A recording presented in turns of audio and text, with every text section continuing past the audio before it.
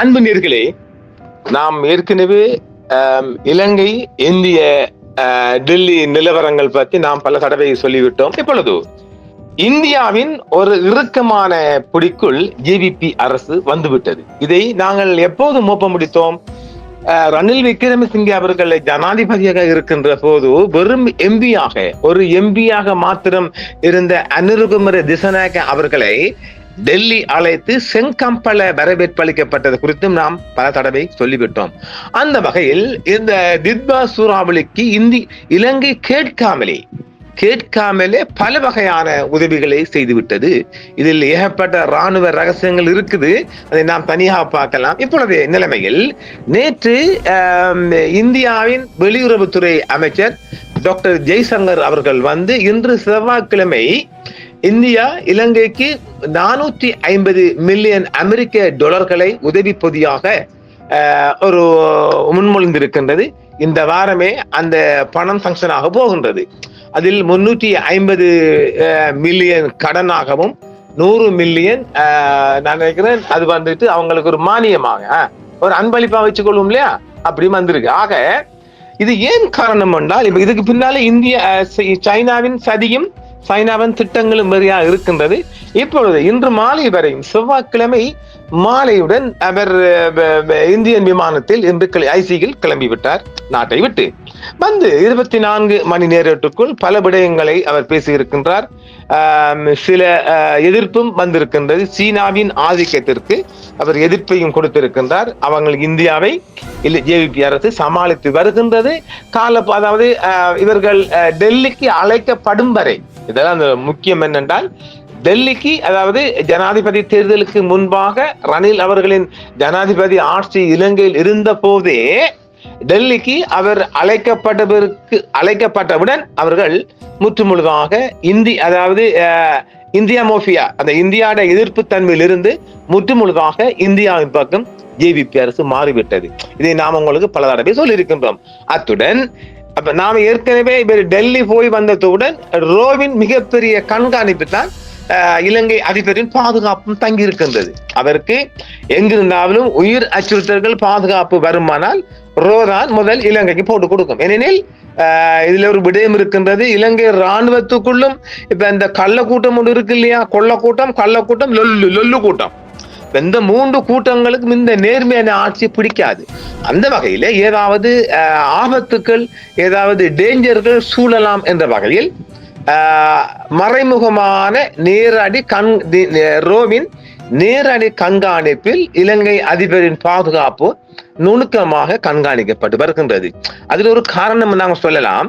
இப்பொழுது இந்தியாவின் பக்கம் நான் கூட எழுத்து மூலமாக ஜனாதிபதிக்கு டெல்லிக்கு போறதுக்கு முதலே நான் சொன்னதுதான், நீங்கள் இந்தியாவின் பக்கம் நிற்கத்தான் வேண்டும். ஏனெனில் இப்பொழுது பாருங்கள், வங்காளதேசத்துள் இந்தியாவின் ஆதிக்கம் உச்சகட்டத்தில் இருக்கின்றது. நல்லா இதை புரிஞ்சு கொள்ளுங்க. ஏனெனில் அங்கு ஒரு தேர்தல், பிப்ரவரி தேர்தல் அமலுக்கு வருகின்றது.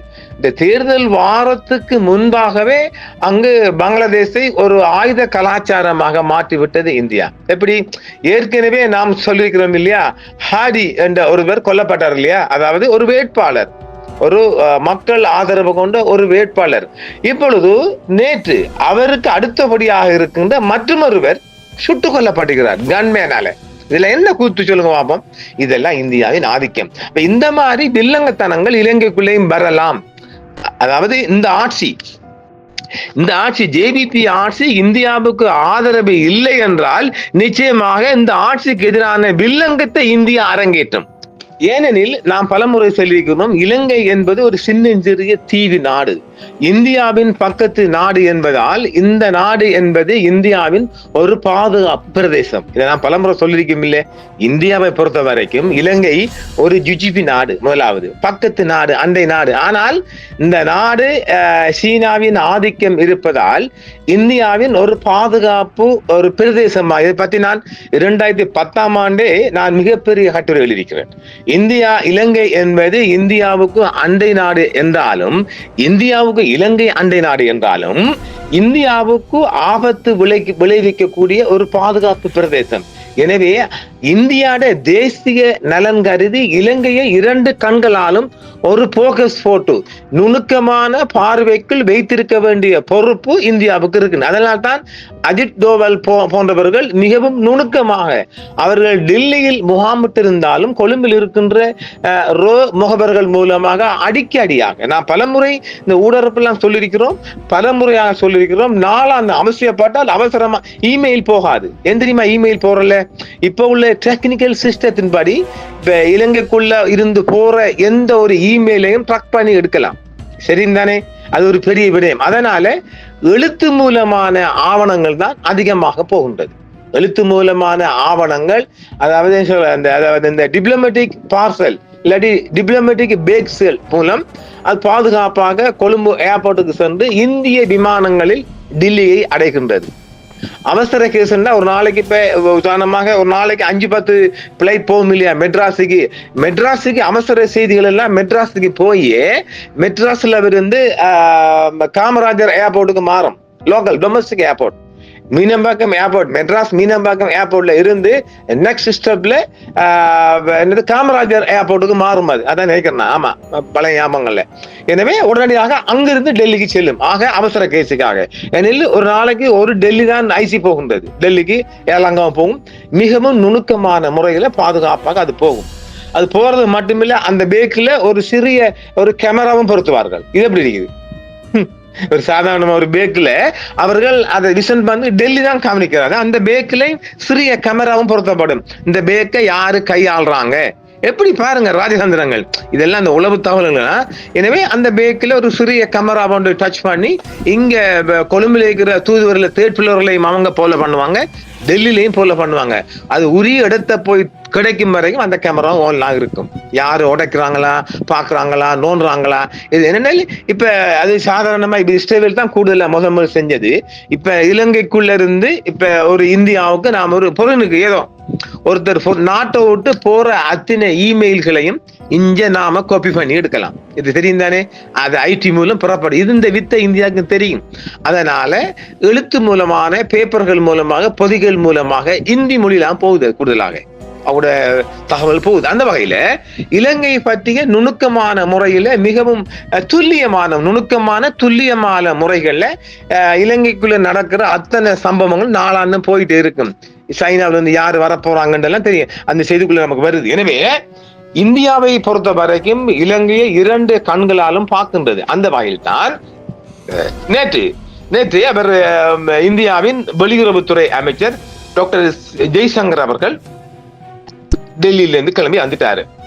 புயலால் பாதிக்கப்பட்ட இலங்கைக்கு இந்திய பிரதமரின் சிறப்பு தூதராக ஜெய்சங்கர் அவர்கள் நேற்று கொழும்பை வந்தடைந்தார். தித்வா சூறாவளிக்கு பிறகு இலங்கைக்கு 450 மில்லியன் அமெரிக்க டாலர் மறுகட்டமைப்பு உதவி தொகுப்பை இந்தியா செவ்வாய்க்கிழமை இன்று மாலை அறிவித்தது. அதன் அண்டை நாடுகளுக்கு முன்னுரிமை மற்றும் மகாசாகர் அந்த கொள்கை, அவங்களோட பாலிசியா மகாசாகர் கொள்கையின் கீழ் முதல் பதிலளிப்பவராகவும் நெருங்கிய அண்டை நாடாகவும் அதன் பங்கை மீண்டும் இந்தியா இலங்கையில் உறுதிப்படுத்தி இருக்கின்றது. பல தசாப்தங்களில் இலங்கை நாட்டை தாக்கிய மிக கொடிய இயற்கை பேரழிவுகளில் ஒன்றான தித்வா சூறாவளியை தொடர்ந்து இலங்கையின் மறு கட்டமைப்பை ஆதரிப்பதற்காக இந்தியா 450 மில்லியன் டாலர் விரிவான உதவி பொதியை முன்மொழிவதற்காக வெளியுறவுத்துறை அமைச்சர் டாக்டர் எஸ் ஜெய்சங்கர் இன்று உத்தியபூர்வமாக கொழும்பில் வைத்து அறிவித்திருந்தார்.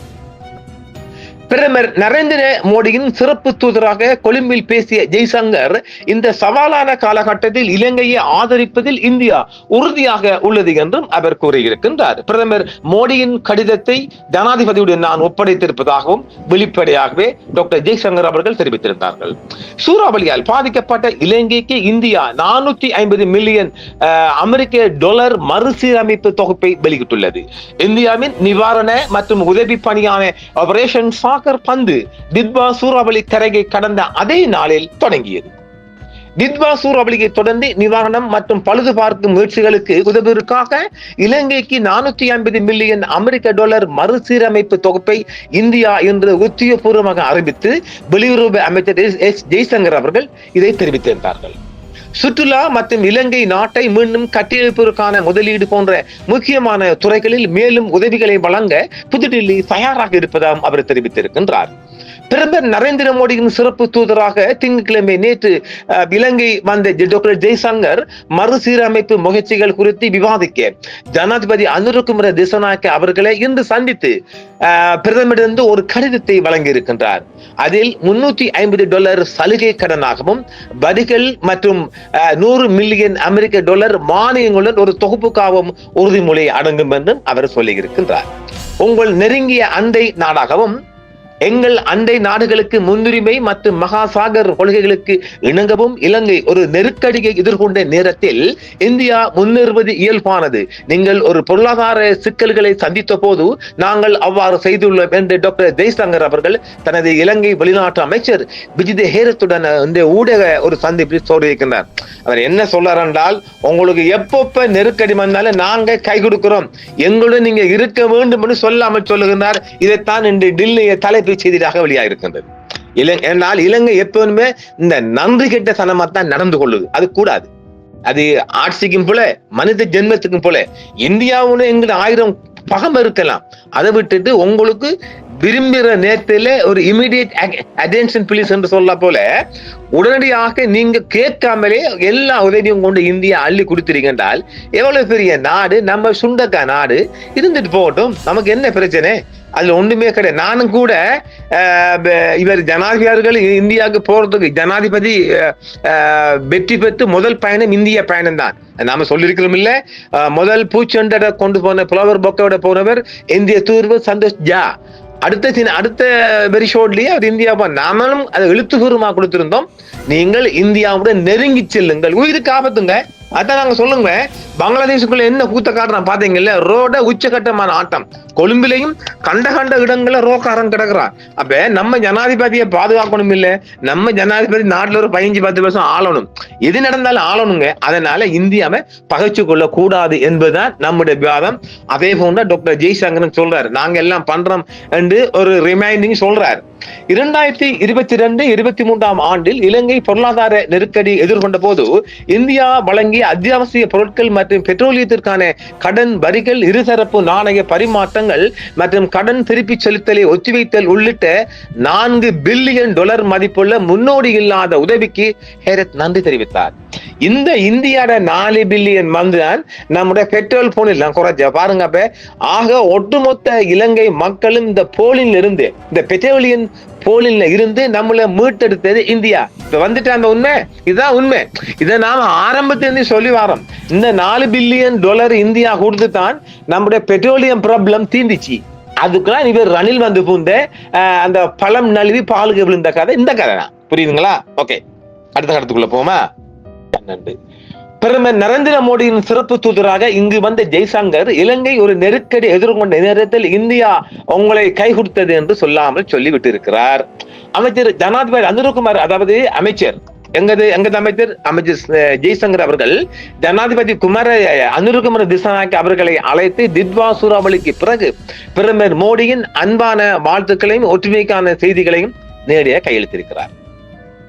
பிரதமர் மோடியிடமிருந்து வந்த கடிதம், எங்கள் முதல் பதிலளிப்பாளர் பாத்திரத்தில் கட்டிடங்களை ஒப்படைத்தேன் என்றும் இலங்கைக்கு $450 மில்லியன் மறுசீரமைப்பு தொகுப்பை வழங்குவதாகவும் பிரதமர் மோடியிடமிருந்து செய்தியாளர் பேசிய டாக்டர் ஜெய்சங்கர் என்று கூறினார். இலங்கை வெளியுறவு அமைச்சர் விஜித ஹேரத்துடன் இன்று மாலை நடைபெற்ற செய்தியாளர் சந்திப்பும் போது இந்த செய்தி சொல்லியிருந்தார். தித்வா சூறாவளியால் ஏற்பட்ட சேதம் குறித்து ஜனாதிபதியுடன் விரிவான கலந்துரையாடல் நடத்தியதாகவும் இந்தியாவின் உதவி தொகுப்பை எவ்வாறு விரைவாக வழங்க முடியும் என்பதை மையமாக கொண்டதாகவும் டாக்டர் ஜெய்சங்கர் விவரித்து கூறியிருக்கின்றார்.